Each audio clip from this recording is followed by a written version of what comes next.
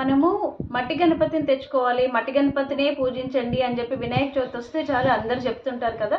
నేనైతే అలా చెప్పను. ఎందుకు మట్టి గణపతినే పూజించాలి అని చెప్తాను. ఎందుకంటే ప్లాస్టర్ ఆఫ్ ప్యారిస్ గణపతుల వల్ల నీళ్లు కలుషితం అయిపోతాయి, అలా జరుగుతుంది ఇలా జరుగుతుంది అంటారు కదా. నేను అలా అనను. ఎందుకంటే మట్టి గణపతి తెచ్చుకొని మనం పూజలు చేస్తాము, నైవేద్యాలు అర్పిస్తాము, ఎంతో నిష్టగా ఇంత ఖర్చు పెట్టుకొని ఇంత పూజలు చేసి ఎంతో మనశ్శాంతిగా చేసుకుంటాం, భగవంతునికి పూజ చేస్తాము, పునస్కారాలు చేస్తాం కదా.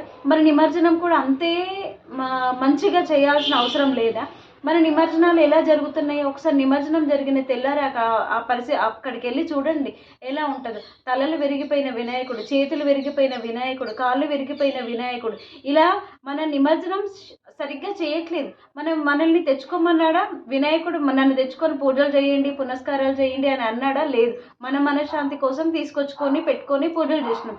మరి అలాంటి గణపతిని శాస్త్రోక్తంగా నిమజ్జనం చేసి ఆ వాటర్లో కలిసిపోవాలి. వినాయకుడు అనేది వాటర్లో కలిసిపోవాలి. నిమజ్జనం అంటే అంతే కదా, ప్రకృతిలో లీనమైపోవడమే నిమజ్జనం అంటారు. ఏ ప్రకృతి అయినా సరే, భూమి, నీళ్లు, అగ్ని, ఇవి దీంట్లో కలిసిపోవడమే మనం నిమజ్జనం అంటే. నీళ్ళలో నిమజ్జనం చేస్తాం, మరి నీళ్ళలో పూర్తిగా నిమజ్జనం అయిపోవాలి.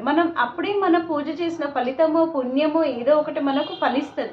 కానీ ఈ ప్లాస్టర్ ఆఫ్ ప్యారిస్ విగ్రహాలు నీళ్ళలో కలిసిపోతున్నాయా? లేదు.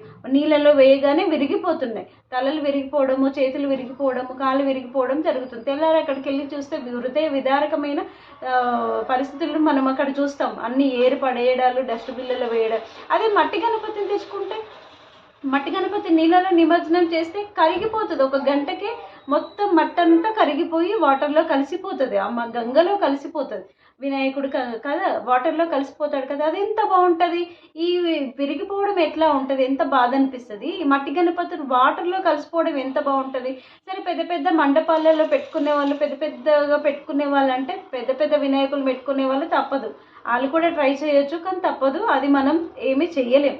కానీ ఇళ్లల్లో పూజలు చేసుకునే వాళ్ళు ఎందుకు ప్లాస్టర్ ఆఫ్ ప్యారిస్ విగ్రహాలు పెట్టుకోవాలి? ఇంత పెద్ద విగ్రహాలు, ప్లాస్టర్ ఆఫ్ ప్యారిస్ విగ్రహాలు పెట్టుకొని అలాంటి నిమజ్జనం ఎందుకు చేయాలి? మంచి మట్టి గణపతిని తెచ్చుకొని దానికి మన ఇష్టం ఉన్న రంగులు అద్దుకొని కుంకుమ, పసుపు, గంధంతో అలంకరించుకొని పద్ధతిగా నిమజ్జనం చేసి ఆ గణపతి, మనం నిమజ్జనం చేసిన గణపతి నీళ్ళల్లో కరిగిపోతే అదెంత పుణ్యము.